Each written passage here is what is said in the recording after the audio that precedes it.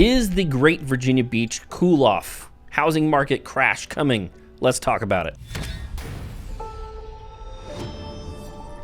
There are a couple of different indicators I think that are super important to pay attention to, but you've seen in the news about the interest rates rising. Well, the Federal Reserve increased interest rates yesterday by 0.75% to try and cool that inflation. That is the largest increase since 1994. I think just as of last week, they did 0.75 point rise, and they've indicated that they're going to raise it again before the end of the year.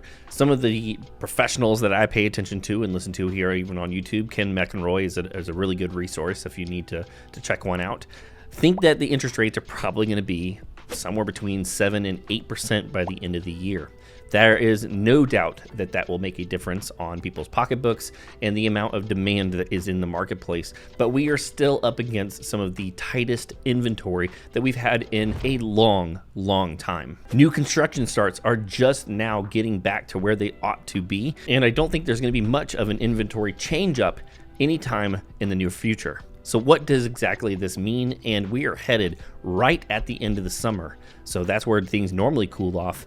Are we going to see a drastic cool off with all of these things headed towards the perfect storm? All right, so first up, we're looking at median days on market.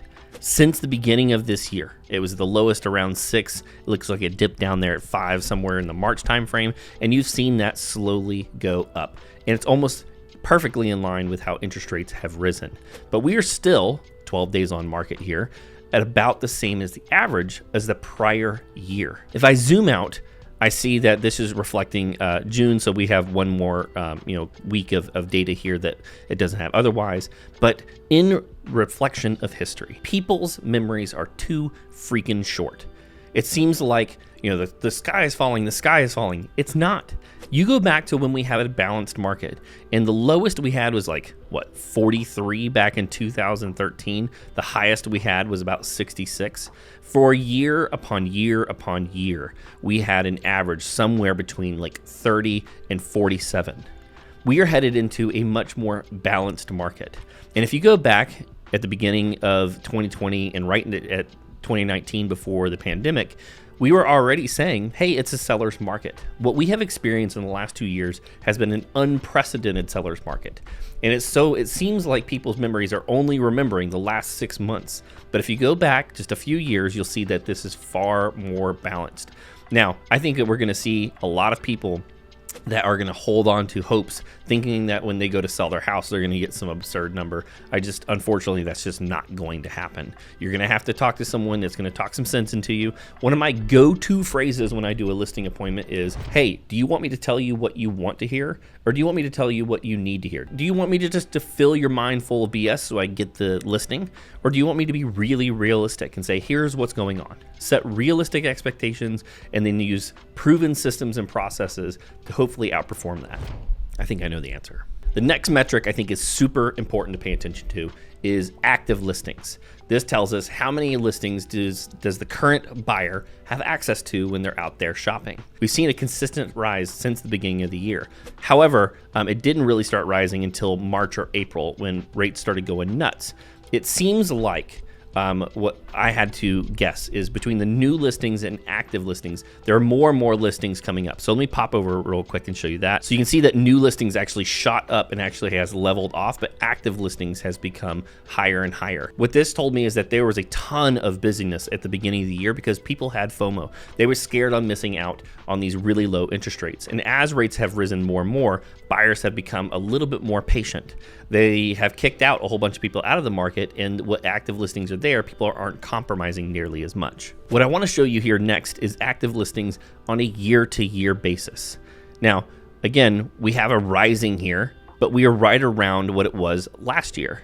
And if you go back into 2019 to 2016, where we had a balanced market, you see we had 3 to 5 times the amount of active listings. Now here's where it gets really, really interesting. If I switch over to yearly new listings coming on the market, you can see that the amount of new listings has kind of been the same for a long period of time.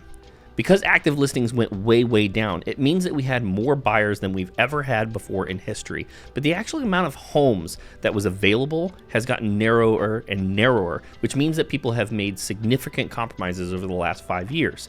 They just have not been able to be as picky. The reality is if you go to the supermarket and you only have 2 fruits to pick from, you only have 2 selections. Well, we used to have several dozen, and that's kind of what we're running into, is as inventory maybe slowly picks up, the consumer gets to be a little bit more picky. Last, let's look here at the average percent of list price received. This is a really good indication of kind of buyer or market sentiment. What are people paying as a percentage of what it's listed at? Go in, again, back at the beginning of the year, and we're hovering between 100 and maybe 101%. We have this massive markup that was going on. Again, last year, if we go back and look at the summer, 101, 102% was common. And we thought last summer was the most competitive we'd seen in a while. If you go and you look at April here, the highest we had was in April 16, was 103.3%. And then we saw it kind of level off and it started to go down. This is what I mean by cool off, is that the modern consumer right now is understanding that interest rates are going up, inventory is slowly rising, and so people are less and less inclined to pay more than they need to, right? And so this is what I'm seeing right here, is that the market is cooling off. Now, has it switched immediately over to a buyer's market? No, it hasn't.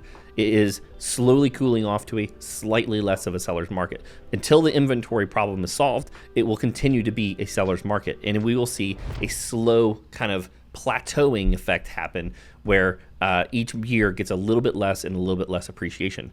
I think year over year last year we saw something like 14 or 15% appreciation year over year. This next year would probably see somewhere between 5 and 7%. The following year, if I was going to be a speculating or a betting man, I'd say it's probably going to be between 2 and 4%. Again, let's zoom out to the context of history, and you can see during those balanced years, we had somewhere between maybe the low of 97% to the high of 98%. I keep mentioning the pandemic, and I'm going to mention it here again. At the beginning of the pandemic, which was kind of March, April time frame of 2020, that's when the market went insane. And that's where you start seeing 100, 101, 102, 103, and the max here at like 102, 102.9, 103%, which means that at every single contract that closed, the average was 103%. Now, there were some much higher. I lost out on a contract just yesterday where we bid $50,000 over list price on a $700,000 property and still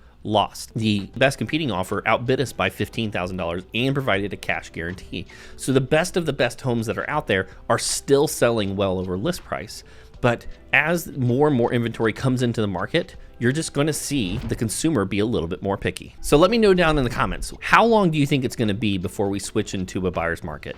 Is it going to be 6 months, 12 months, 3 years? And then with the new election coming up in the next couple of years, where do you think it's going to go from there? I can tell you in the short term that if I was a buyer, I'd probably advise you to be a little bit more patient.